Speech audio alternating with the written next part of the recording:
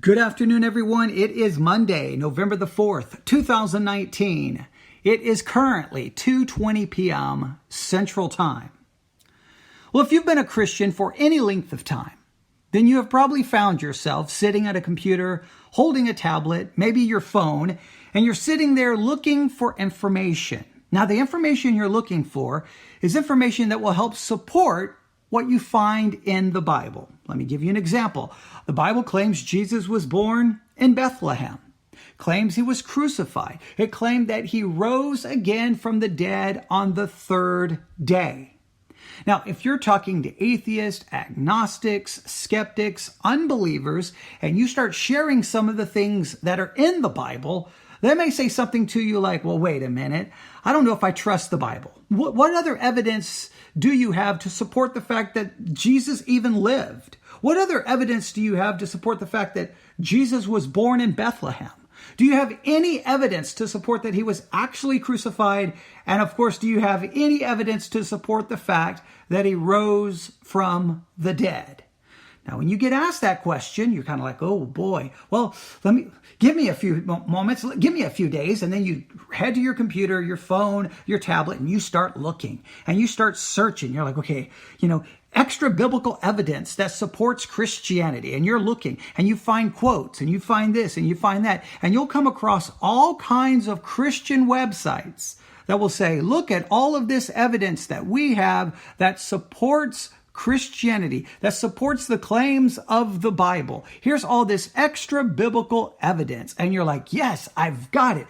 I can go back and share this with that agnostic, that atheist, that unbeliever. And this will prove to them that the Bible is true. However, if you've been a Christian for any length of time, you know that sometimes what you discover is that many of those Christian websites will say they have all kinds of evidence. They will give you links. Sometimes they will even provide videos. And what you will discover, not in every situation, but in many situations, what you will discover is that their evidence is questionable at best. Sometimes what you'll find is that the evidence may be absolutely not even accurate, maybe not even legitimate, dare I say, maybe even false. I've been given links by Christians to videos that supposedly prove the Exodus account. They're like, look, these videos, look what they discovered. And then you find out, wait a minute, some of those videos may not be accurate. Some of those videos may be fraudulent. And then when you point that out to the Christian who shared the link, they usually get upset with you, not with the people who produced the video and claim that it was evidence. All right. So sometimes you just get questionable evidence. Sometimes what you get is where the Christian article claims, look at what we discovered. This is what it proves. And then you actually read the article, actually look at the evidence, and you're kind of like, wait a minute. It doesn't really prove what you claim it proves. You're claiming it proves this.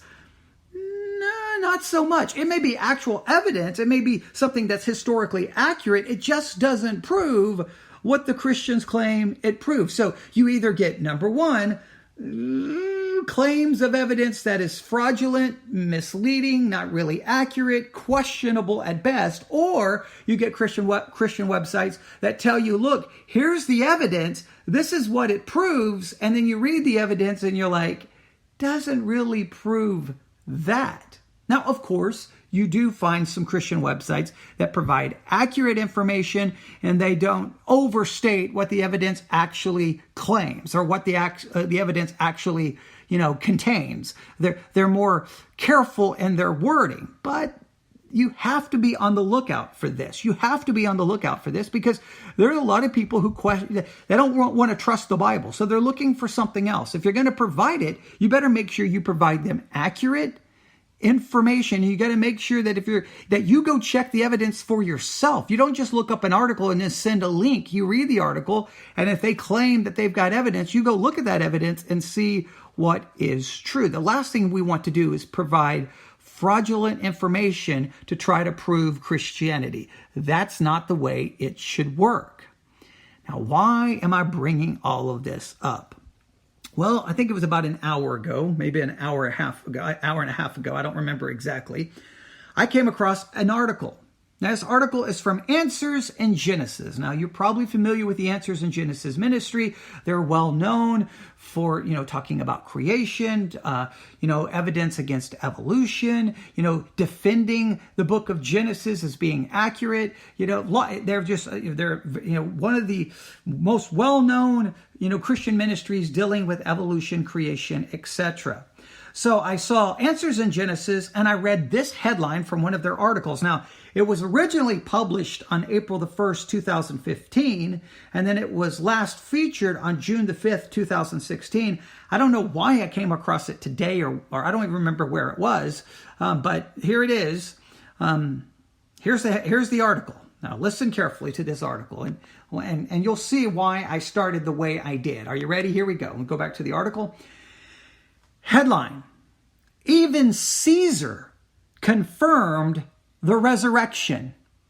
Whoa, that made me stop and go, wait a minute. Okay, you're telling me we have something from Caesar that confirms the resurrection of Jesus Christ? Okay, I need to see this evidence, because I was immediately ready to grab this evidence and share it with everyone I knew. Hey, look, guys, we've got a new archaeological discovery. We have confirmation that Caesar confirmed the resurrection of Christ. This is important information. But of course, before I shared said link, I decided to read the article. This is what we find. Here's the headline: Even Caesar confirmed the resurrection. It's under the heading, it's under their subcategory of archaeology. Again, published originally on April the 1st, 2015. This is what it says. After Christ's resurrection, Claudius Caesar issued a decree for people to stop stealing bodies from Judah's sepulchres. Without realizing it, he was confirming Christ's resurrection. Now, wait a minute. So after Christ's resurrection, Claudius Caesar issued a decree for people to stop stealing bodies from Judah's sepulchres. And according to Answers in Genesis, without realizing it, he didn't even realize what he was doing. He was confirming Christ's resurrection. That seems a big claim. This is what the article says. It's called the Nazareth Inscription. They say the Nazareth Inscription is a powerful piece of extra-biblical evidence that Christ's resurrection was already being proclaimed shortly after he was raised. It is a marble tablet, 24 inches by 15 inches, written in the Greek language. Since the discovery was published in 1930, no scholar has produced evidence to disprove its authenticity. Now stop right there. When I read that, I was like, okay, wow, we've got an actual, inscription. It's on a marble tablet. No scholar has been able to disprove its authenticity. Okay, I can't wait to read this, because clearly it has to mention Jesus. Clearly it has to mention his resurrection, or clearly it has to mention something along people are claiming that he rose from the dead. There has to be some reference to it, right? Because he confirmed the resurrection. Well, let's continue the article. And an abridged decree by Emperor Claudius, AD 41 to AD 54, pronouncing the death penalty in Israel for anyone caught robbing bodies from tombs. Normally, grave robbers stole valuables, not bodies. It refers specifically to sepulchre stealing tombs, a special type used in Israel. Right? We continue. The decree of Caesar is known as an imperial rescript having the force of law. Rescripts frequently dealt with unusual legal, religious, or political issues arising in a specific region. The text fits both the style and structure of other rescripts of Claudius, and I hope I'm saying rescripts correctly. Matthew records one of the first responses to reports of Jesus' resurrection. The Jewish authorities invented a lie that the disciples had stolen the body. Their goal was to spread an alternative story explaining why the body was missing and the tomb was empty. The Nazareth inscription is very likely the Roman response to that very same problem. In his dialogue with non-believing Jews, Justin Martyr, 100 to 165, also refers to these early attempts to explain away the empty tombs of Jesus. I quote, "Yet you not only have not repented after you learned that he rose from the dead. But I said before, you have sent chosen and ordained men throughout all the world to proclaim that a godless and lawless heresy had sprung from one Jesus, a Galilean deceiver who was crucified, but his disciples stole him by night from the tomb where he was laid when unfastened from the cross, and now deceive many by asserting that he had risen from the dead and ascended to heaven. The Nazareth inscription forces skeptics to deal more deeply with the two major competing views of events. Believing in the resurrection of Christ or believing that his disciples stole his body from the tomb perpetrates a great religious fraud. The account of Christ's resurrection was first circulated by the apostles themselves, according to Scripture, and it was not a later invention by Christians of the post-apostolic period. The inscription is excellent evidence confirming the truth and brings to mind Paul's statement, if Christ is not risen, your faith is also empty. And that concludes the article. Now, so that means in the description, guess what we do not have? No mention of Jesus. No mention of a claim of resurrection. No mention of a claim that someone stole this Jesus from his grave and now we need to stop the stealing of bodies. None of that. What we have is a decree of Claudius Caesar saying, hey, death penalty for anyone caught robbing bodies from tombs. That's what we have.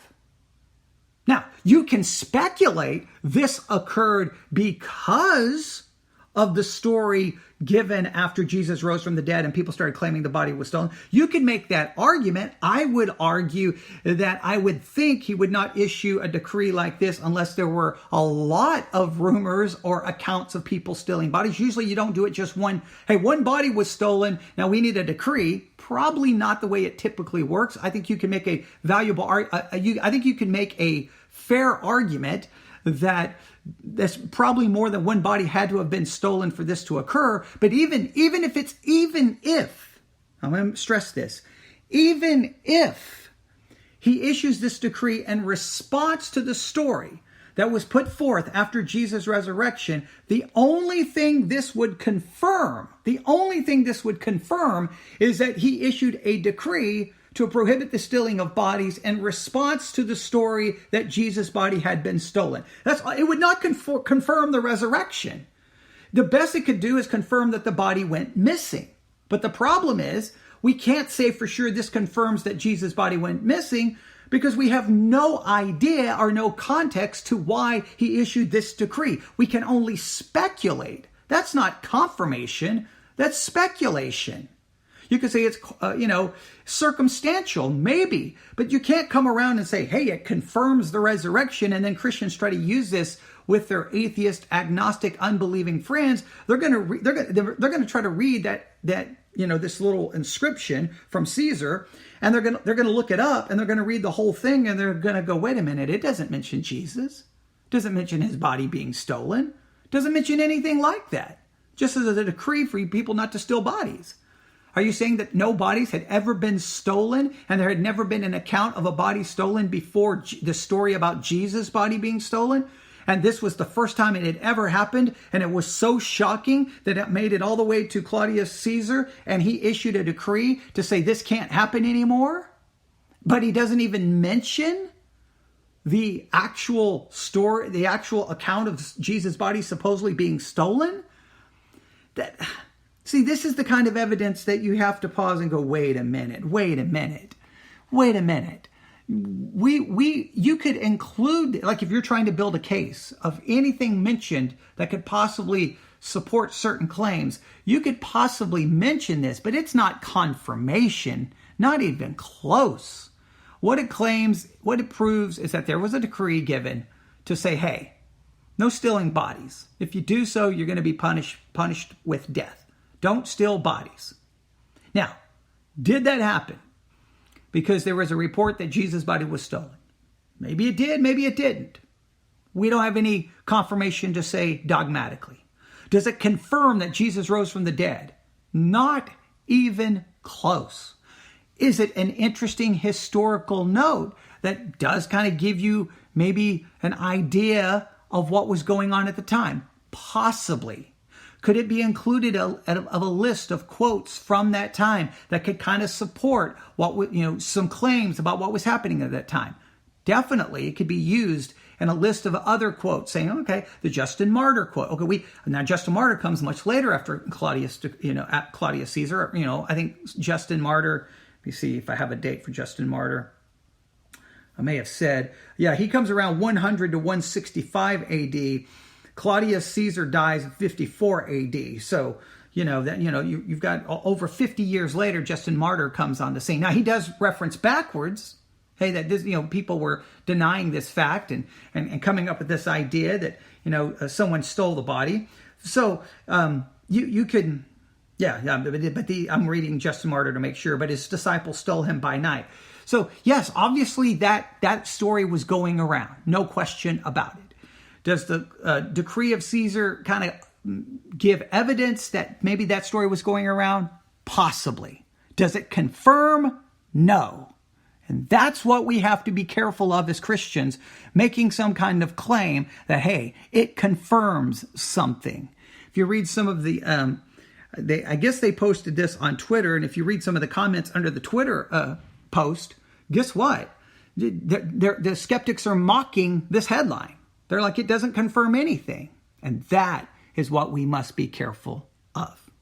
All right, I'll stop right there. I just wanted to share this and just try to just be careful when you present evidence to unbelievers that your evidence is accurate and truthful. All right, everyone have a great day. God bless.